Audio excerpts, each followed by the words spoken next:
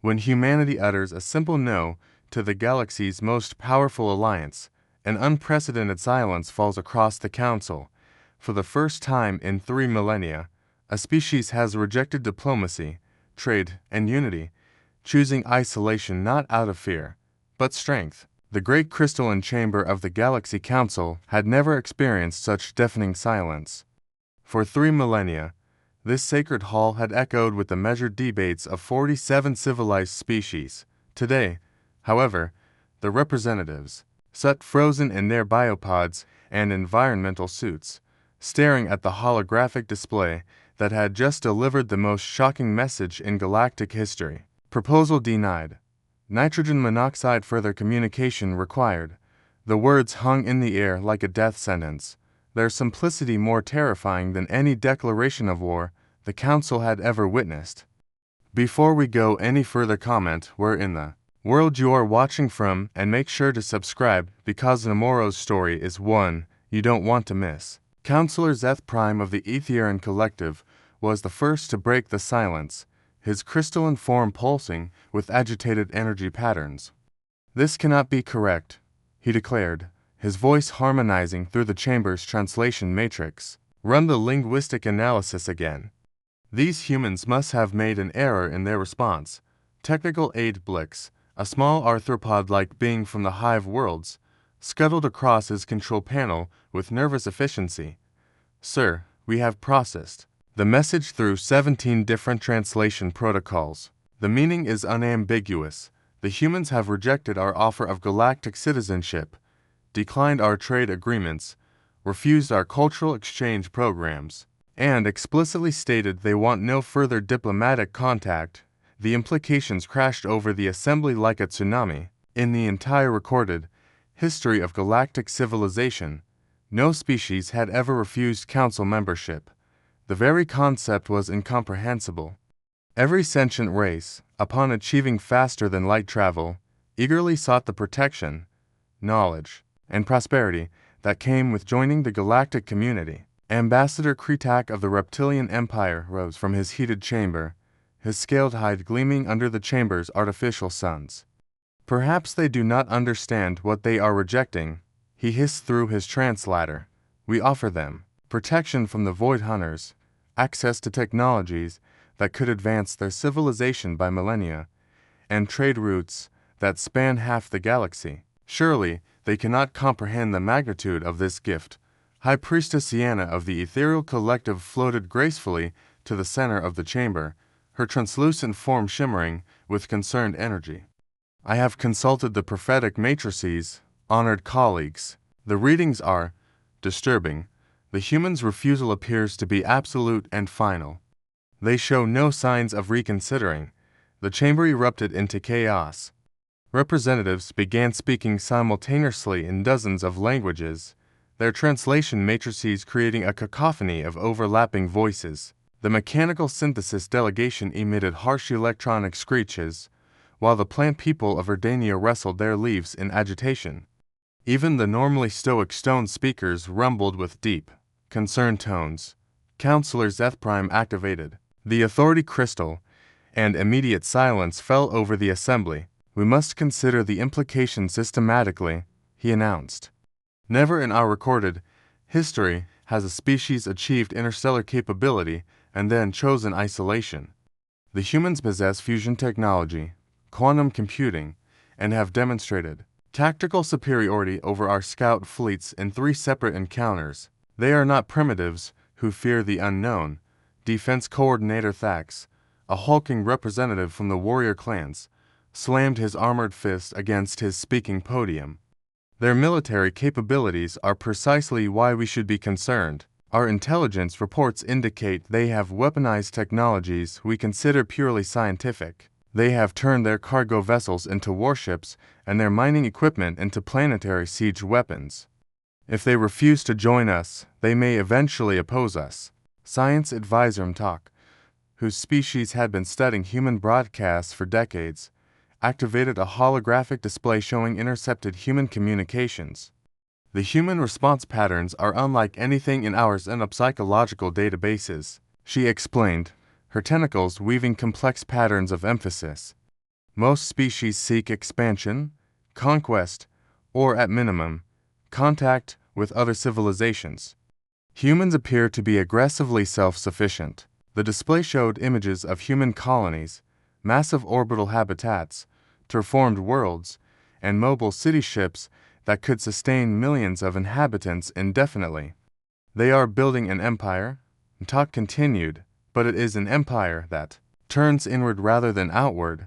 They show no interest in conquering other species or claiming their territories. Instead, they are methodically claiming uninhabited systems and transforming them into human-only domains.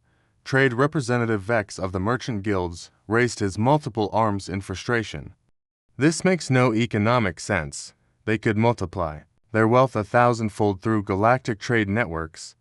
Their technological innovations could be exchanged for resources and knowledge that would benefit their entire species. Yet they trade only among themselves, creating a closed economic loop that excludes the rest of the galaxy. Cultural Analyst Pip, representing the collective consciousness of the binary worlds, offered a different perspective. Perhaps we are approaching this incorrectly. Human literature and historical records suggest they have a strong tradition of what they call independence. They may view our offer not as a gift, but as a form of subjugation or dependency. The chamber fell silent as the implication sank in.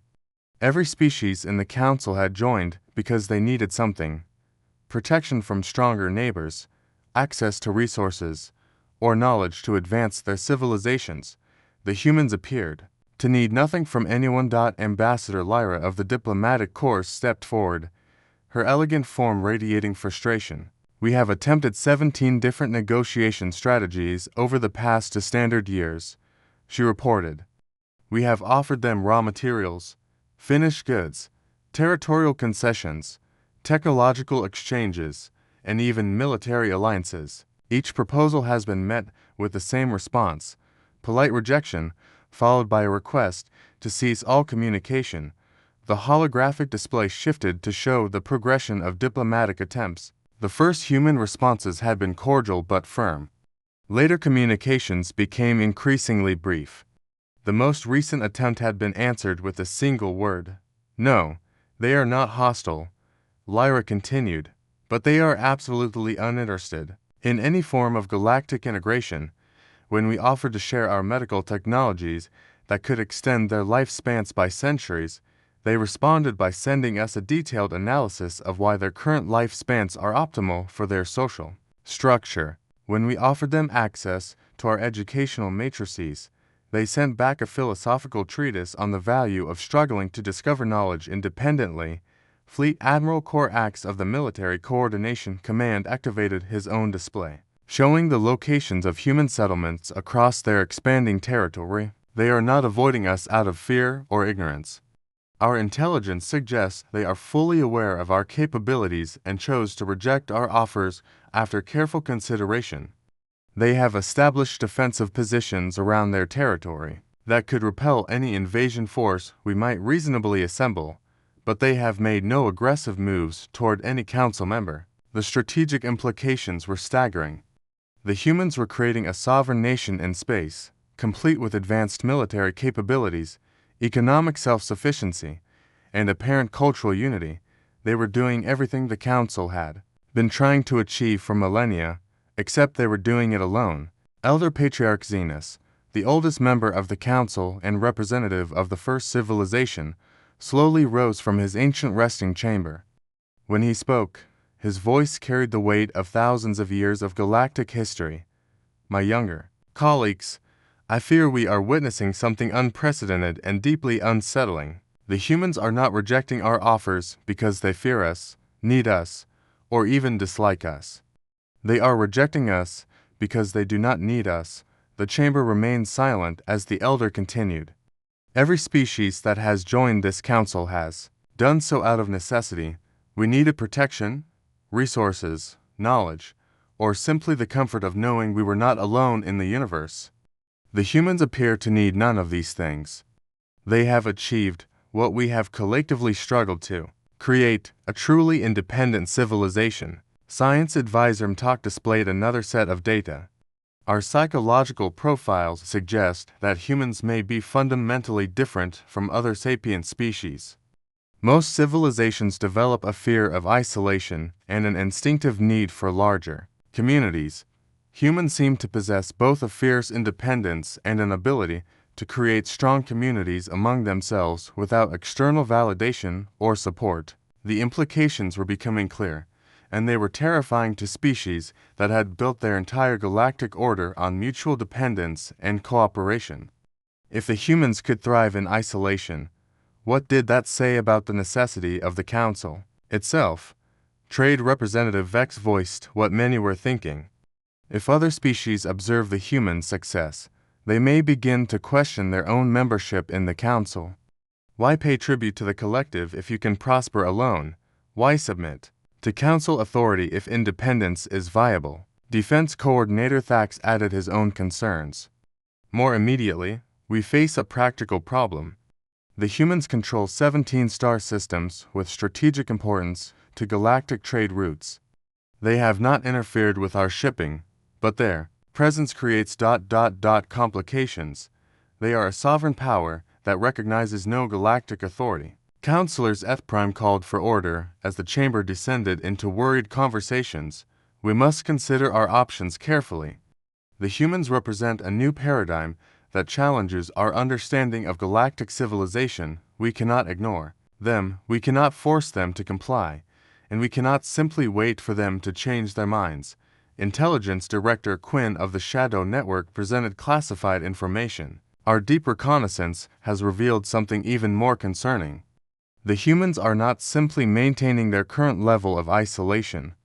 They are actively working to become completely self-sufficient in all areas of technology and resources. Within a century, they may be entirely independent of any galactic infrastructure. The display showed human mining operations that could strip entire asteroid belts, manufacturing capabilities that could produce anything from starships to complex electronics, and research facilities that were making breakthrough discoveries at an unprecedented rate. The humans were not just rejecting galactic civilization, they were working to make it irrelevant to their own existence. High Priestess Yana floated closer to the center of the chamber, her form pulsing with urgent energy. The prophetic matrices now show a disturbing possibility. If the humans continue on their current path, they may become the first post-galactic civilization. They could achieve technological and cultural development that surpasses our collective achievements, all while remaining completely isolated from the rest of the galaxy. Ambassador Lyra proposed a radical solution. Perhaps we should consider accepting their desire for isolation and formally recognizing human space as a sovereign territory. We could establish a non-interference treaty and hope that future generations of humans might be more receptive to contact. The chamber erupted in protests. Dozens of representatives spoke at once, their translators creating a chaos of overlapping objections. The concept of formally recognizing a territory outside Council authority was unprecedented and potentially dangerous. As the Council debated, an urgent message arrived from the communications center. A human transmission had been detected, broadcast on all Council frequencies simultaneously. Technical aid Blix activated the main display, and the chamber fell. Silent as a human face appeared before them, the human was unremarkable by galactic standards, bilateral symmetry, limited sensory organs, no natural armor or defensive features. Yet there was something in the creature's expression that commanded attention. When it spoke, its voice was calm, measured, and absolutely certain. Members of the Galaxy Council, the human began, we are aware that our rejection of your diplomatic overtures has caused confusion and concern. We appreciate your efforts to include us in your galactic community, but we must respectfully decline all such offers now and in the future. The human paused, and the chamber held its collective breath. We have studied your histories, your technologies, and your social structures. We understand what you offer and why you believe it is beneficial. However, we have chosen a different path. We do not seek to join your community, compete with your civilizations, or interfere with your affairs. We ask only that you extend us the same courtesy. Another pause, longer this time. We are not hostile to your peoples, but we are committed to our independence. We will defend our territory if necessary, but we have no intention of expanding beyond the systems we currently occupy. We will not interfere with your trade routes, your colonies, or your internal affairs. All we ask is that you respect our decision and leave us in peace.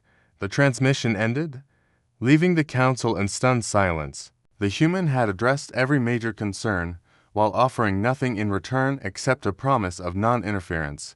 Elder Patriarch Zenos was the first to speak after the human transmission ended. This changes everything, he said slowly. The humans are not rejecting us out of fear, ignorance, or hostility.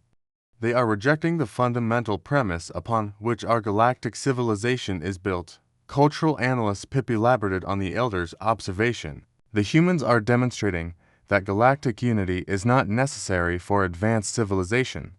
They have achieved interstellar capability, technological sophistication, and apparent social stability without any external assistance or cooperation.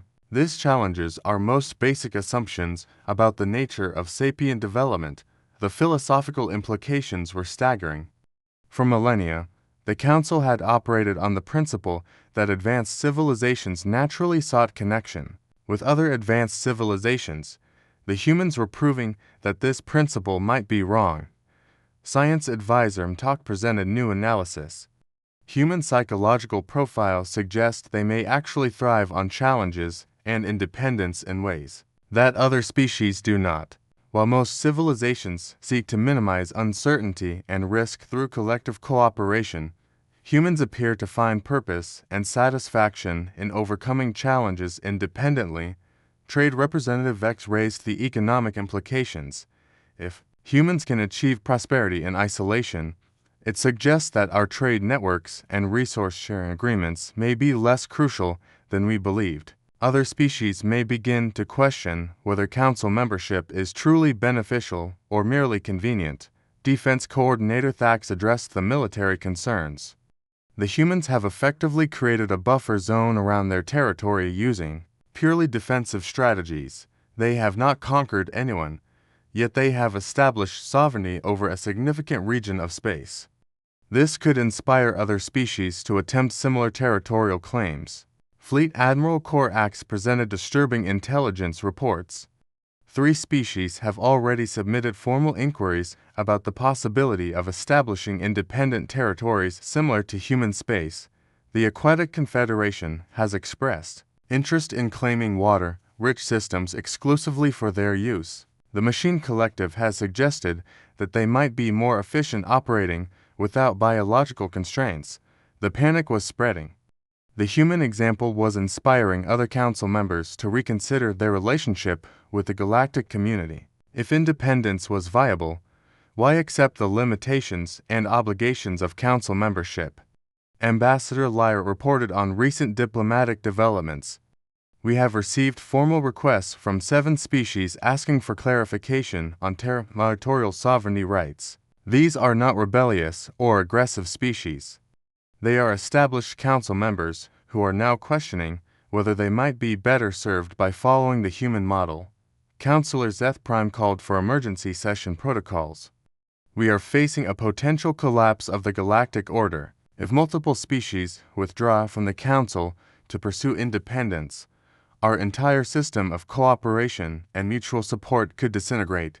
High Priestess Yanis Form pulsed with urgent energy as she shared her latest prophetic readings. The matrices show increasing probability of galactic fragmentation.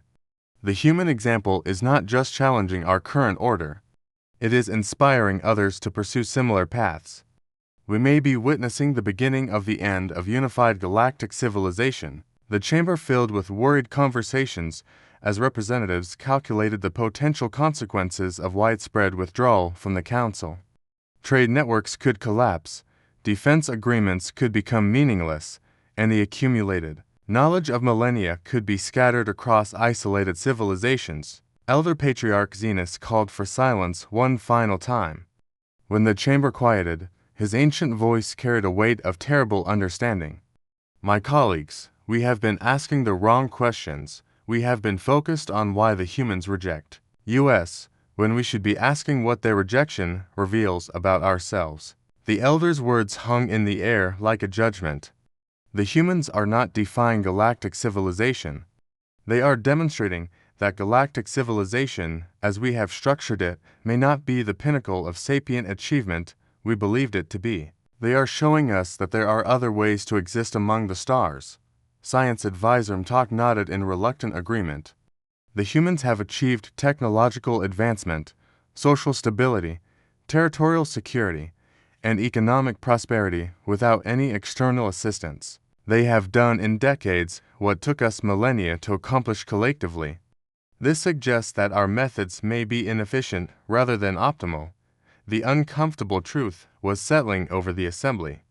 The humans were not inferior beings who didn't understand the value of galactic community. They were potentially superior beings who had transcended the need for it. Trade Representative Vex voiced the thought that many were having. If the humans are correct, if independence is not only viable but potentially superior to interdependence, then we may have been limiting our own development by relying so heavily on collective cooperation. Defense Coordinator Thax added his own sobering observation. The humans have also demonstrated that defensive sovereignty is achievable without aggressive expansion. They have created security through strength and isolation rather than through alliances and treaties. This model could revolutionize galactic politics. Counselor Zeth Prime stood before the assembly, his crystalline form dimmed with the weight of impossible decisions. We face a choice that will define the future of galactic civilization. We can attempt to force the humans into compliance, which would likely result in a war we cannot win and would violate every principle upon which the Council was founded. We can ignore them and hope their example does not spread, which appears to be failing already, or we can acknowledge that they have shown us a new way of existing among the stars. The chamber was silent as representatives contemplated options that all seemed to lead to the same conclusion. The galaxy was changing, and the old order might not survive. Ambassador Lyre proposed a fourth option. We could study the humans more closely, not to find ways to force them into compliance, but to understand what we might learn from their approach. Perhaps galactic civilization can evolve to incorporate multiple models of sapient organization. Intelligence Director Quinn provided a final piece of disturbing information. Our long-range reconnaissance has detected human exploration vessels beyond their current territory. They are not expanding their territory, but they are mapping uninhabited systems throughout the galaxy. They appear to be conducting a comprehensive survey of available resources and potential colonies. The implications were clear. The humans were not just maintaining their current isolation. They were preparing for long-term independence on a galactic scale. They were planning for a future in which they would never need to interact with other civilizations. High Priestess Sienna's final prophecy chilled the chamber. The matrices show a branching of galactic civilization. In one future, the Council adapts and evolves, incorporating new models of sapient organization. In the other, the Council collapses as species pursue independence, and the galaxy fragments into isolated civilizations that rarely interact. The choice we make regarding the humans will determine which future becomes reality. As the emergency session concluded, the representatives of 47 species returned to their chambers to contemplate a future none of them had imagined. The humans had not declared war, had not issued ultimatums, and had not demanded anything from the galactic community. They had simply said no to everything the Council represented. In doing so, they had shattered assumptions that had stood for millennia and forced the entire galaxy to question the foundations of interstellar civilization. The most advanced species in known space had discovered that there were beings who could thrive without them, and the discovery was transforming everything. The great crystalline chamber of the Galaxy Council stood empty now, its silence broken only by the gentle hum of life support systems. Somewhere in the vast darkness of space, humans continued their work of building a civilization that needed no one but themselves. And across the galaxy, Other species watched and wondered if they too might have the courage to stand alone among the stars. The question that haunted every council member was not whether the humans would eventually join galactic civilization, but whether galactic civilization itself would survive the human example of perfect independence. This HFY story explores themes of independence, self-sufficiency, and the challenge that truly autonomous civilizations might pose to established galactic orders. The humans in this narrative are not aggressive or hostile, but their very existence, a successful independent civilization, threatens the foundations of the galaxy's political and social structure.